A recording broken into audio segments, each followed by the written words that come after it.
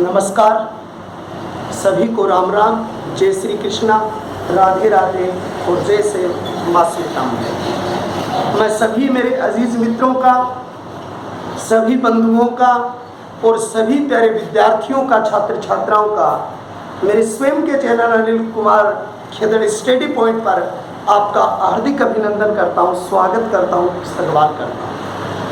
प्रिय छात्रों, प्रिय स्नेहियों, प्रिय अजीज मित्रों, प्रिय बेटों और बेटियों, आज का जो टॉपिक हमारा, जो कल विभिन्न आयोगों के बारे में 2 वीडियो मैंने आप तक भेजे हैं, आज फिर हम एक तीसरा वीडियो लेकर आए हैं। संसदीय प्रक्रिया, संसदीय प्रक्रिया कैसे होगी, उसमें किस तरीके से कार्य नियोजित किए जाएंगे, पार्ट फर्स्ट, सेकंड और थर्ड 3 पार्टों में मैं आपको संसदीय प्रक्रिया बताऊंगा। तो आप ध्यान से देखेंगे और उसे ध्यान से देखिए। आपका जो टॉपिक है और उस टॉपिक का नाम है संसदीय प्रक्रिया। देखो, संसद की प्रक्रिया क्या होगी, संसद की कार्रवाई कैसे होगी, उसका संचालन कैसे होगा, उसका संचालन कौन करेगा, इन सभी बातों में हम इसके बारे में डिटेल से पढ़ेंगे। देखो, संसदीय प्रक्रिया में सबसे पहले आपको जो आर्टिकल पढ़ना होगा वो 108 का आर्टिकल आपको पढ़ना है। और 108 के संविधान अनुच्छेद में एक बात का उल्लेख किया गया है कि भारतीय संविधान के अंतर्गत लोकसभा व राज्यसभा, लोकसभा व राज्यसभा का संयुक्त अधिवेशन बुलाया जाएगा।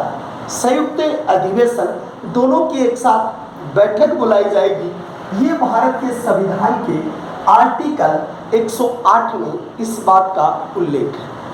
ऑस्ट्रेलिया के संविधान से इस बात को जोड़ा गया है।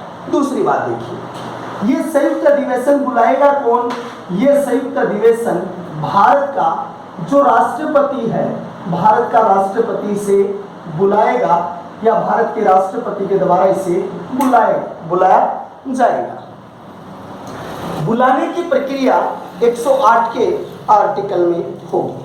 ये क्यों बुलाया जाता है वो देखिए। अगर राज्यसभा किसी प्रस्ताव को पारित कर दे, कौन सी सभा?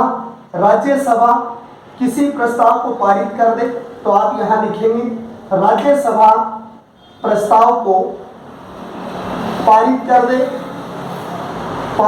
दे, वह लोकसभा उसमें सहमत ना हो, वह लोकसभा उसमें सहमत ना हो। यानी कहने का मतलब, संयुक्त अधिवेशन कब बुलाया जाएगा? जब राज्यसभा प्रस्ताव को पारित कर देती है और लोकसभा उसके अंतर्गत कुछ बातों पर, कुछ शर्तों पर सहमत ना हो। दूसरी बात, किसी भी सदन में प्रस्तावित किसी भी सदन में पास होने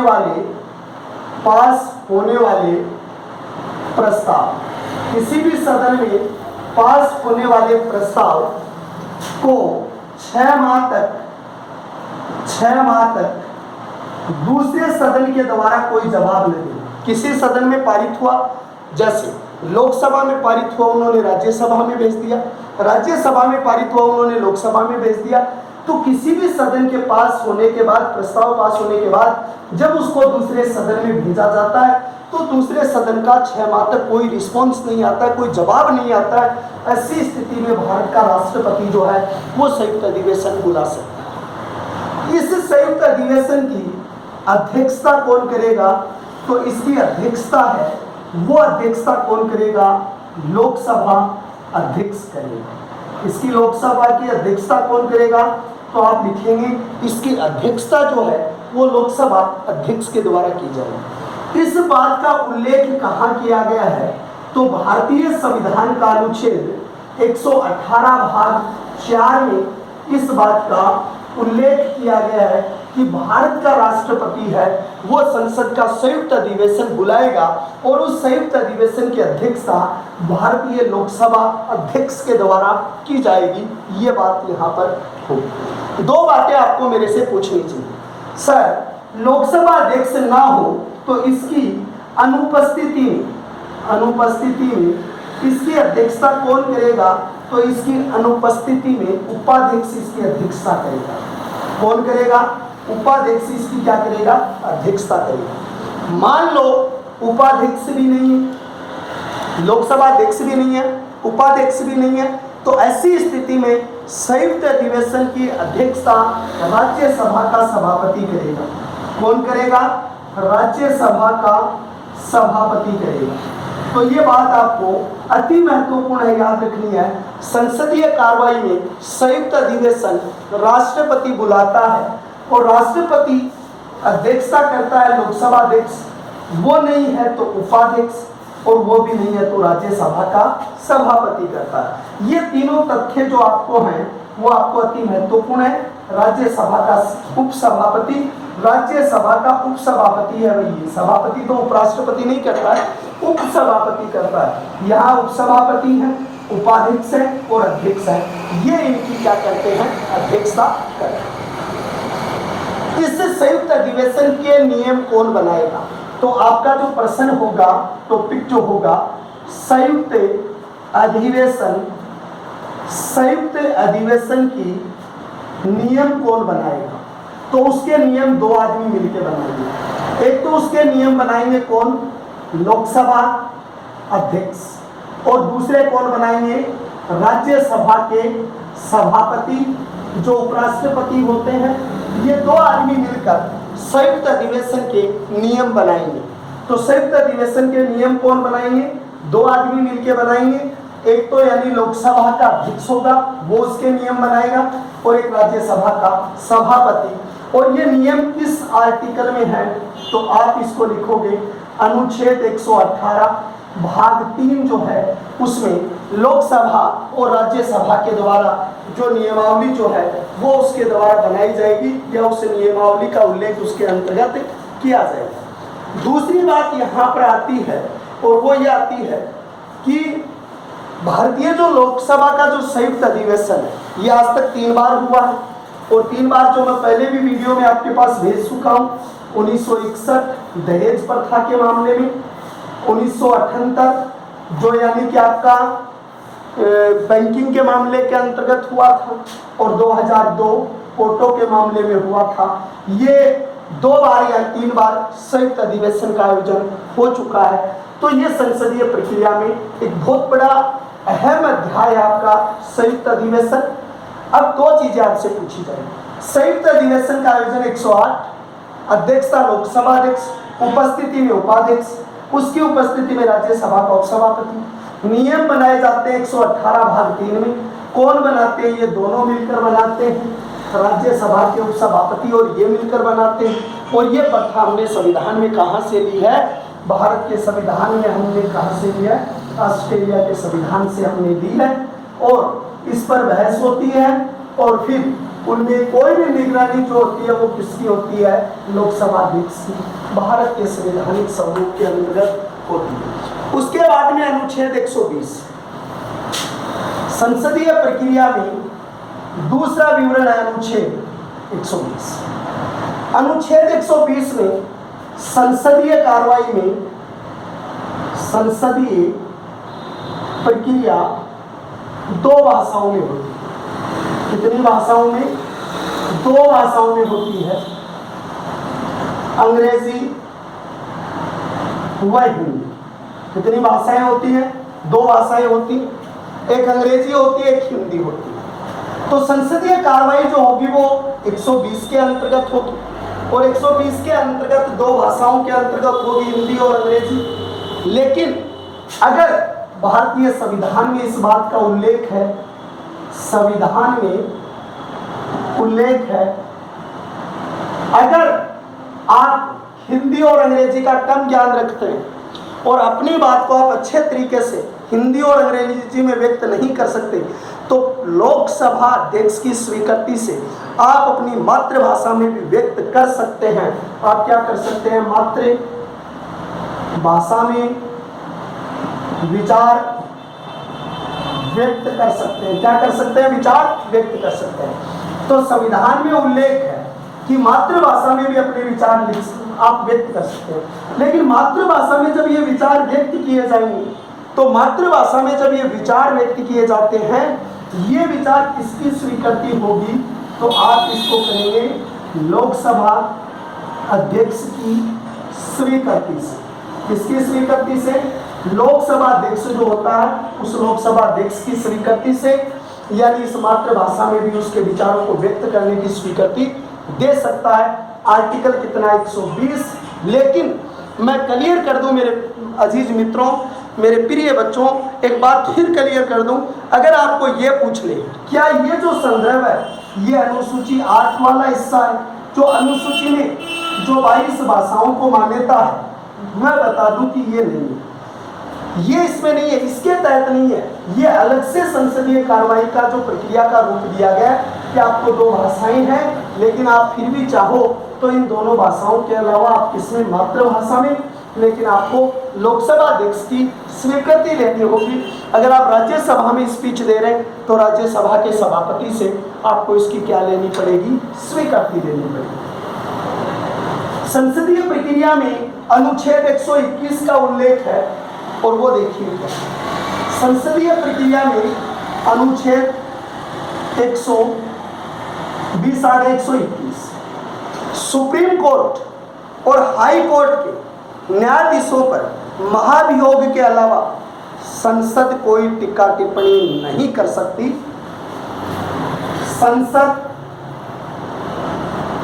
संसद हो, आप ये कह सकते हो कार्यपालिका, संसद का भी कौन सा रूप? कार्यपालिका, प्लस दूसरा रूप कौन सा है? व्यवस्थापिका। क्या करती है? सुप्रीम कोर्ट व high court, HC high court और एससी सुप्रीम कोर्ट के न्यायाधीशों पर महाभियोग कितने में होता है? महाभियोग 124 भाग 4, अनुच्छेद कितना है? 124 भाग 4 के तहत महाभियोग लगाती है सुप्रीम कोर्ट के मुख्य न्यायाधीश को। इस महाभियोग के अलावा न्यायिक प्रक्रिया में उसके निर्णय या व्यवस्था पर संसद और व्यवस्थापिका कोई टीका टिप्पणी नहीं कर सकती। संसद, कार्यपालिका, व्यवस्थापिका, सुप्रीम कोर्ट, हाई कोर्ट के न्यायाधीशों पर 124 भाग 4 महाभियोग के अलावा कोई टीका टिप्पणी नहीं कर सकती। टीका टिप्पणी नहीं कर सकती, ये उसका क्या है? अधिकार है, इसके अलावा नहीं। आज तक सुप्रीम कोर्ट के किसी भी न्यायाधीश के विरुद्ध महाभियोग नहीं लगा है।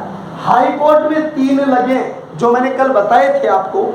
सबसे पहले 1991-92 ईस्वी में आर रामास्वामी के विरुद्ध लगा था पंजाब हरियाणा में, और 2008 में सुमित्र सेन कोलकाता और पंडित जो पीडी दिनाकर जो हैं सिक्किम 2011 में। ये तो हो सकता है, उसके अलावा नहीं हो सकता। अनुच्छेद उसके अलावा जो है वो अनुच्छेद है 122। भारतीय संविधान के आर्टिकल 122 के तहत संसद की विधि निर्माण में उच्च न्यायालय द्वारा कोई टीका टिप्पणी नहीं की जाएगी। इसको उल्टा कर दो, संसद के विधि निर्माण व कानून पर न्यायपालिका कोई टीका टिप्पणी नहीं कर सकती। जहां संविधान का उल्लंघन है, राय मांगी जाती है, वाद प्रस्तुत होता है, लेकिन उसके अलावा अगर कोई संसदीय प्रक्रिया, कार्य या न्यायपालिका की नियमावली में अगर संसद परिवर्तन करे तो उस पर सुप्रीम कोर्ट कोई यानी कि टिप्पणी, हाई कोर्ट और न्यायालय संसद की कार्य विधि पर कोई टीका टिप्पणी नहीं कर सकते। हाँ, ये जरूर है कि जहां संविधान का अतिक्रमण होता हो वहां उस पर रोक लगाई जा सकती है, लेकिन अगर सुप्रीम कोर्ट, हाई कोर्ट या विधि कानून के बारे में अगर न्यायालय कोई निर्णय लेता है तो उस पर किसी प्रकार का कोई टीका टिप्पणी नहीं होगी।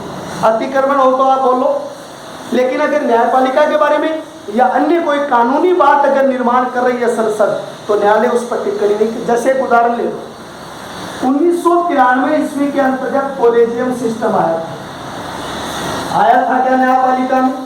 पीवी नरसिंह राव सरकार में कॉलेजियम सिस्टम आया। 99वां संवैधानिक संशोधन हुआ और 99वें संवैधानिक संशोधन के अंतर्गत यानी 2014 में राष्ट्रीय न्यायिक नियुक्ति आयोग का गठन हुआ।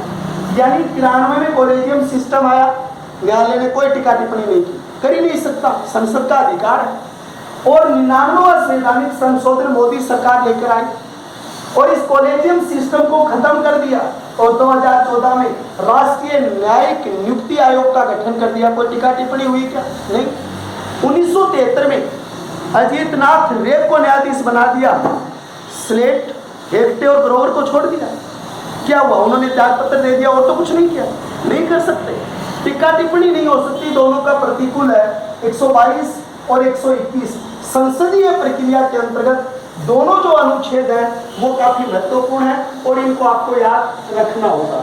उसके बाद में आपको अगली चीज देखिए क्या संविधान का एक अनुच्छेद है संसदीय कार्रवाई में 99 का जो अनुच्छेद है वो आपको क्या कहता है, उसको आप बड़े ध्यान से देखिए।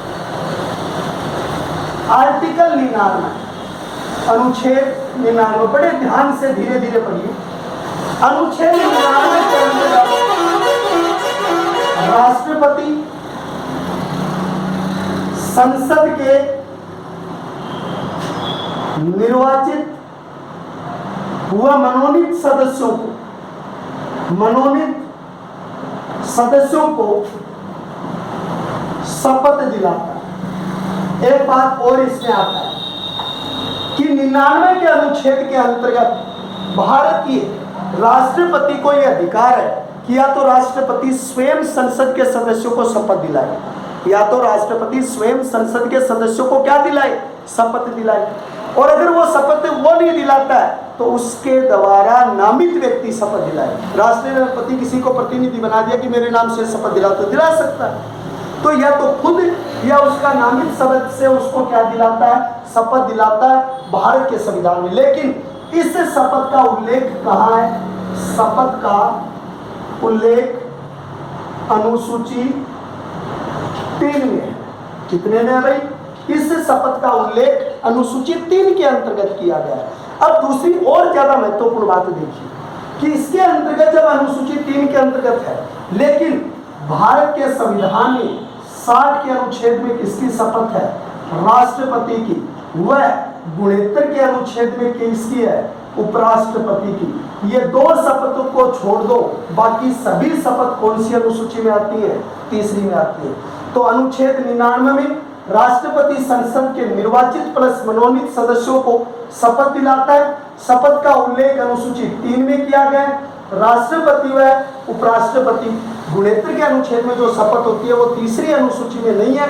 उसके अलावा प्रत्येक शपथ जो है वो तीसरी अनुसूची के तहत यानी उनको क्या की जाती है? दिलाई जाती है। संसदीय प्रक्रिया के अंतर्गत और या तो राष्ट्रपति शपथ दिलाएगा या नामित व्यक्ति दिलाएगा। अब देखो ध्यान से, इसके बाद में अनुच्छेद 100 देखिए। अनुच्छेद 100 संसदीय उपस्थिति के बारे में। सदस्य भी कौन से? सदन। सदस्य उपस्थिति का उल्लेख। उपस्थिति वह कार्य विधि संचालन का उल्लेख। किस तरीके से संसदीय कार्यवाही का संचालन होगा उसका उल्लेख इसके अंतर्गत दिया गया है। ये बात यहाँ पर इसको संचालित किया जाता है। कौन सदस्य इसमें भाग ले? तो भारतीय संविधान का आर्टिकल 100 जिसमें सदस्य सदन के जो भी सदस्य हैं उनकी उपस्थिति क्या होगी और कार्य विधि क्या होगी, कैसे उस सदन का संचालन होगा, इसका उल्लेख है। अनुच्छेद भाग 100 का भाग भी जो है वो 3 है। अनुच्छेद 100 का भाग कितना है? 3। तो अनुच्छेद 100 के में भाग में 3 में एक शब्द दिया हुआ है कोरम गणपूर्ति। 2 शब्द आपको यहाँ पर मिलेंगे, बहुत ही महत्वपूर्ण है। और उसको क्या कहा जाएगा? कोरम गणपूर्ति कहा जाएगा। कोरम गणपूर्ति क्या है? किसी भी सदन के संचालन के लिए, किसी भी सदन के संचालन के लिए, किसके लिए भी? किसी भी सदन के संचालन के लिए 1/10 सदस्य होने आवश्यक। कितने सदस्य होने आवश्यक है? 1/10 सदस्य होने आवश्यक है। जैसे मान लो 545 किसमें है? लोकसभा में, और राज्यसभा की सदन कार्रवाई में कितने हैं? 245। तो 545 का 1/10 कितना हो गया? 50 सीटें हो गए 55, और यहाँ पर राज्यसभा में 255 हो गए, तो यहाँ राज्यसभा में कितने होंगे? 200 का 1/10 कितना हो गया? 20 और 25 सदस्य, लगभग 25 सदस्य राज्यसभा में होंगे तो ही उसका सदन चलेगा, और लगभग लोकसभा में 55 सदस्य मौजूद होंगे तभी ये चलेगा। इसे कोरम गण पूर्ति का नोटेड बिंदु देखिए। सबसे महत्वपूर्ण बात यह है कि मान लो कोरम गण पूर्ति जो है वो नहीं हुई, तो सभापति और अध्यक्ष क्या निर्णय लेंगे? सभापति व लोकसभा अध्यक्ष क्या निर्णय लेंगे? ये अध्यक्ष है वो किसका? लोकसभा का, और ये राज्यसभा। राज्यसभा, राज्य सभापति और लोकसभा अध्यक्ष क्या निर्णय ले सकते हैं? 2 निर्णय ले सकते हैं। पहला निर्णय देखिए, ये दोनों अपने अपने सदन में, ये दोनों अपने अपने सदन में पहला निर्णय ले सकते हैं, सदन को स्थगित कर सकते हैं। सदन को क्या कर सकते हैं? सदन को स्थगित कर सकते हैं। पहला निर्णय तो ये लेंगे कि सदन को स्थगित करो। दूसरी बात, सदन को निलंबित भी कर सकते हैं।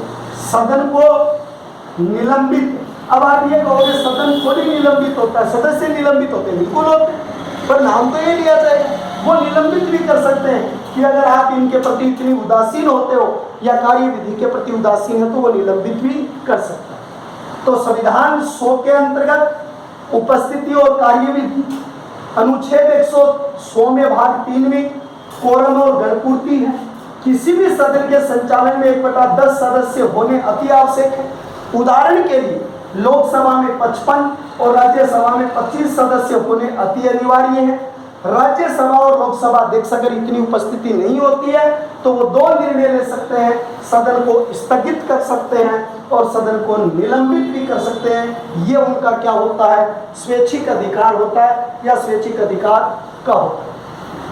एक चीज और पूछ लेते हैं कई बार बच्चे, सदन की प्रक्रिया में क्या आम आदमी भाग लेता है? सदन की प्रक्रिया में कौन भाग लेता है? ये भी 100 में ये स्तंभ है। देखो, सदन की प्रक्रिया में लोकसभा और राज्यसभा के निर्वाचित सदस्यों प्लस मनोनीत सदस्य प्लस महासचिव प्लस नियंत्रक, महालेखा परीक्षक, नियंत्रक और महाधिवक्ता भाग लेते हैं। दोबारा बता दूं, सदन की प्रक्रिया में भाग कौन लेते हैं? दोनों सदन, लोकसभा और राज्यसभा। इनके सारे सदस्य निर्वाचित, मनोनीत, सारे भाग लेते हैं। हो गए कंप्लीट। दूसरी बात देखिए कि नियंत्रक, महालेखा परीक्षक, नियंत्रक महालेखा परीक्षक इसमें भाग लेता है। महाधिवक्ता भाग लेता है, जिसको आप महान्यायवादी कहते हैं, राज्य में महाधिवक्ता कह देते हैं, केंद्र में उसको महान्यायवादी कह देते हैं, जो छिंत्र के अनुच्छेद में, वो भी भाग लेता है। उसके अलावा महासचिव भाग लेता है, जो एक प्रशासनिक अधिकारी होता है, वो भी इसकी कार्रवाई में भाग लेता है। ये तो सारे देते हैं, और सचिव भी होते हैं, लगभग दुगुनी संख्या होती है सदस्यों से, वो सारे भाग लेते हैं। क्या आम आदमी भाग लेता है? नहीं। आम आदमी के भाग के लिए संसद के बाहर दर्शक दीर्घा बनी होती है। क्या बनी होती है? आम आदमी के लिए संसदीय कार्रवाई देखने के लिए दर्शक दीर्घा बनी होती है। क्या बनी होती है भाई? दर्शक दीर्घा बनी होती है, दीर्घा बनी होती है। तो यानी आम आदमी के लिए क्या बनी होती है? दर्शक दीर्घा बनी होती है। वहां पर आप बैठ सकते हैं, लेकिन शर्त है अनुशासित तरीके से, शांतिप्रिय रूप से, आराम से बैठ के सुनोगे, कोई उसमें ऑब्जेक्शन नहीं होगा। तो दर्शक आम आदमी भी देख सकता है, लेकिन वो उसके बाहर बनी दर्शक दीर्घा में बैठकर इसकी कार्रवाई का संचालन है वो आराम से देख सकता है, या उसकी व्यवस्था को उसके द्वारा देखा जा सकता है।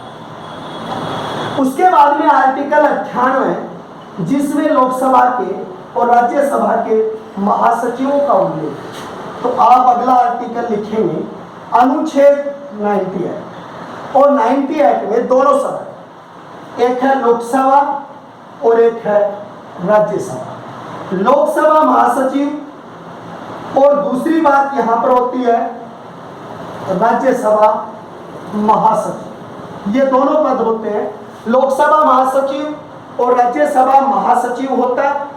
ये जो महासचिव होते हैं ये प्रशासनिक अधिकारी होते हैं। ये जो महासचिव होते हैं वो क्या होते हैं? आप लिखोगे प्रशासनिक अधिकारी होते हैं, अधिकारी होते हैं। ये प्रशासनिक क्या होते हैं? अधिकारी होते हैं। इसे कैबिनेट मंत्री का दर्जा दिया जाता है, कैबिनेट मंत्री का दर्जा दिया जाता है। महासचिव के पद का सृजन 1952 ईस्वी में हुआ था और कैबिनेट सचिव का दर्जा 1990 में दिया। प्रशासनिक अधिकारियों की नियुक्ति, या आपको यह पूछ लिया जाए महासचिव पद जो है वो महासचिव पद कब बना? पद 1952 में बना था। और इसे कैबिनेट मंत्री नहीं है भैया, सचिव है, मैंने गलत लिख दिया, कैबिनेट सचिव। कैबिनेट सचिव जो है उस कैबिनेट सचिव का दर्जा दिया गया, ये 1990 में। अनुच्छेद 98 के मुताबिक लोकसभा और राज्यसभा के अंतर्गत 2 IAS अधिकारी अखिल भारतीय सेवाओं से चयनित होने वाले 2 अनुभवी अधिकारी होते हैं। उनको यहाँ पर क्या बनाया जाता है? महासचिव बनाया जाता है। ये महासचिव क्या होते हैं? प्रशासनिक अधिकारी होते हैं। और महासचिव का पद कब शुरू हुआ? 1952 में हुआ। और इसे एक कैबिनेट स्तर के दर्जे को दिया गया है, या कैबिनेट स्तर का दर्जा इसके ऊपर लागू किया गया था, वो 1990 के अंतर्गत किया गया था। यानी इन दोनों का कार्य क्या है, जो लोकसभा और राज्यसभा में? तो आप यहाँ पर लिखोगे महासचिव का कार्य। महासचिव क्या कार्य? दोनों सदनों में अपना अपना काम करेंगे भाई।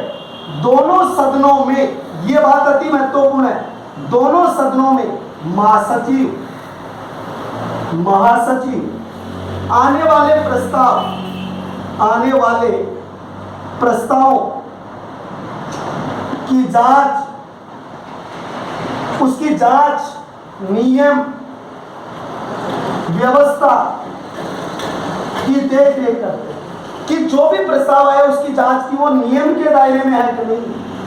उनको जब बनाया गया तो उनमें कौन से नियमों का निर्धारण व्यवस्था पर सटीक बैठता है कि नहीं बैठता है, क्या उसके दुष्प्रभाव है और क्या उसके अच्छे प्रभाव है, और किस रूप में वो एक सही प्रस्ताव होगा, ये बात देखना दोनों सदनों के अंतर्गत किसका काम होता है? महासचिव का काम होता है। और महासचिव जो होता है उसकी नियुक्ति कौन करता है? लोकसभा अध्यक्ष करता है। इन महासचिवों की नियुक्ति लोकसभा अध्यक्ष और इनकी राज्यसभा सभापति करता है। तो इस महासचिव की नियुक्ति तो कौन करेगा? तो आपको लिखना पड़ेगा लोकसभा अध्यक्ष द्वारा किया जाता है। किसके द्वारा? लोकसभा अध्यक्ष। और इसकी नियुक्ति कौन करता है? राज्यसभा के सभापति द्वारा। किसके द्वारा? राज्यसभा के सभापति द्वारा। और उसकी लोकसभा के सभापति अध्यक्ष द्वारा उसकी नियुक्ति की जाती है महासचिव। कार्यकाल का उल्लेख नहीं किया गया, कार्यकाल का कोई उल्लेख नहीं है। ये केवल एक अपने अपने सदन में उनको 2 साल के लिए, 1 साल के लिए, 3 साल के लिए उनको नियुक्त किया जा सकता है। वर्तमान समय में राज्यसभा के महासचिव, वर्तमान समय में राज्यसभा के महासचिव कौन है? तो वर्तमान समय में राज्यसभा के महासचिव हैं, वो हैं श्रीदेश दीपक वर्मा। श्रीदेश दीपक वर्मा वर्तमान समय के महासचिव हैं। लोकसभा की महासचिव, लोकसभा के महासचिव जो है वो स्नेहलता श्रीवास्तव है। श्रीमती स्नेहलता श्रीवास्तव ये कहाँ से है भाई? मध्य प्रदेश से है, MP राज्य से है और MP क्षेत्र से, मध्य प्रदेश से श्रीमती स्नेहलता श्रीवास्तव। 2017 में नियुक्ति हुई थी, कितने टाइम के लिए? 2019 के लिए, लेकिन अब इसका कार्यकाल बढ़ा दिया गया 2020 नवंबर तक। ये भारत की लोकसभा की प्रथम महिला महासचिव है। ये प्रथम महिला महासचिव है, प्रथम महिला महासचिव है। एक बार देखिएगा, प्रस्तावों की जांच, नियम व्यवस्था, सारी निगरानी होती है। प्रस्ताव विधेयक जो है वो लोक महासचिवों की निगरानी में होती है। राज्यसभा के महासचिव वर्तमान में देश दीपक वर्मा, श्री देश दीपक वर्मा है। और लोकसभा की महासचिव, पहली महासचिव बनी है महिला और उसका नाम है स्नेहलता श्रीवास्तव, प्रथम महिला जो आपकी महासचिव है। लेकिन राज्यसभा की प्रथम महिला न्यायाधीश कौन है? तो आप लिखेंगे राज्यसभा की प्रथम महिला महासचिव कौन है भाई? महिला महासचिव है राज्यसभा की और उसका नाम है वीएस रमा देवी, वीएस रमा देवी। और ये पहले निर्वाचन आयोग की अध्यक्ष भी रह चुकी है, राष्ट्रीय निर्वाचन आयोग की सदस्य रह चुकी है, राष्ट्रीय निर्वाचन आयोग की सदस्य रह चुकी है। कौन? जो 3 सदस्य है उसमें एक सदस्य रह चुकी है। कौन रह चुकी है? वीएस रमा देवी। तो राज्यसभा की पहली महिला अध्यक्ष है वीएस रमा देवी और लोकसभा की प्रथम महिला अध्यक्ष वो कौन है? स्नेहलता श्रीवास्तव। तो स्नेहलता श्रीवास्तव और रमा देवी, एस रमा देवी ये है। तो कैबिनेट प्रक्रिया में आपने अनुच्छेद 108, 118, 120, 121, 122, 99, 100, 98 की प्रक्रिया आपने पढ़ी है। अब अगले वीडियो में एक बार फिर मिलते हैं। जय हिंद, जय भारत।